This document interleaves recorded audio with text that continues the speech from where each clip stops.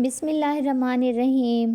یہ واقعہ ہے حضرت ادریس علیہ السلام کا۔ محترم ناظرین، حضرت آدم علیہ السلام کے بعد کا وقت تھا جب انسان راستہ بھٹک چکے تھے۔ شیطان نے لوگوں کے دلوں پر قبضہ کر لیا تھا اور ہر طرف پتھروں کی پوجا ہو رہی تھی۔ اس اندھیرے میں حضرت ادریس علیہ السلام کا دل بے چین تھا۔ وہ آسمان کی طرف دیکھتے اور سوچتے کہ اس کائنات کا خالق ان بے جان مورتیوں میں نہیں ہو سکتا۔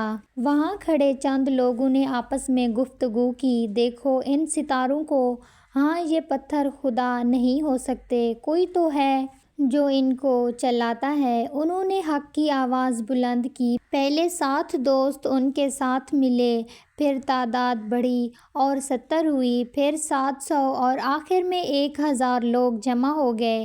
حضرت ادریس علیہ السلام نے ان 1000 میں سے 100 نیک بندے چنے، پھر ان میں سے 70 اور آخر میں صرف 7 ایسے بندوں کا انتخاب کیا جن کا ایمان سب سے زیادہ مضبوط تھا۔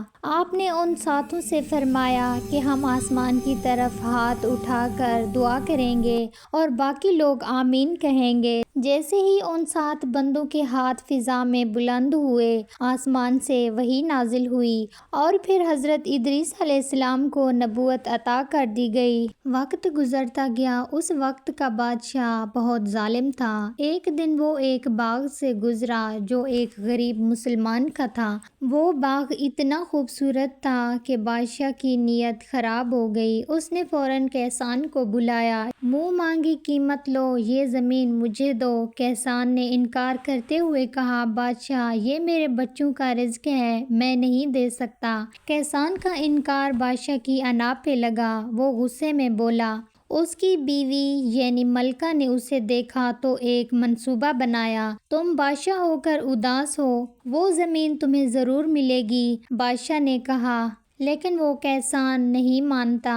ملکہ نے سازشی انداز میں جواب دیا، میں اس پر ایسا الزام لگاؤں گی کہ لوگ خود اسے ماریں گے۔ سازش کامیاب ہوئی، جھوٹے گواہ بنائے گئے۔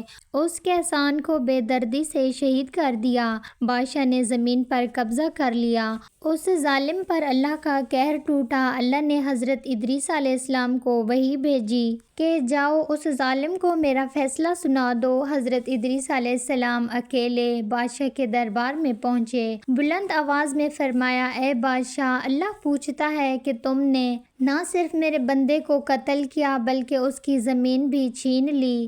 اب سن لے، اللہ تیری حکومت کو برباد کر دے گا اور تجھے ذلت کی موت دے گا، اور تیری یہ ملکہ جس کے کہنے پر تو نے خون کیا، اس کا گوشت کتے کھائیں گے۔ یہ سن کر بادشاہ غصے میں پاگل ہو گیا۔ پکڑ لو اس ادریس کو، یہ یہاں سے بچ کر نہ جائے۔ لیکن اللہ نے اپنے نبی کو بچا لیا۔ آپ وہاں سے نکلے اور شہر سے دور ایک پہاڑی غار میں پناہ لی۔ غار میں پہنچ کر آپ کا دل اتنا دکھا کہ آپ نے ہاتھ اٹھا لیے۔ آپ نے دعا کی کہ یا اللہ، جب تک میں دعا نہ کروں اس بستی پر بارش نہ برسانا۔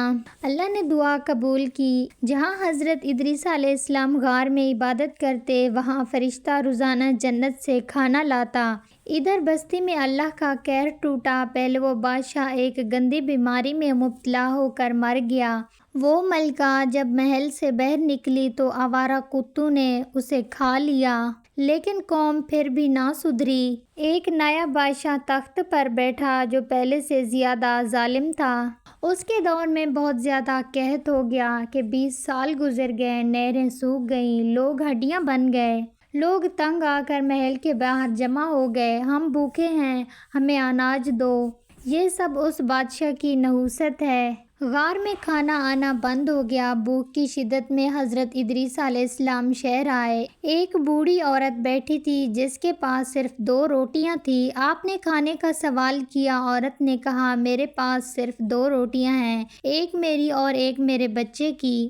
نبی کے اصرار پر اس نے اپنے بچے کی روٹی دے دی، لیکن بچہ بھوک برداشت نہ کر سکا، صدمے سے وہیں گرا اور مر گیا۔ ماں کی چیخ نکل گئی، ہائے میرا بچہ! حضرت ادریس علیہ السلام نے فرمایا، صبر کرو، اور اللہ کے حکم سے بچے کو زندہ کر دیا۔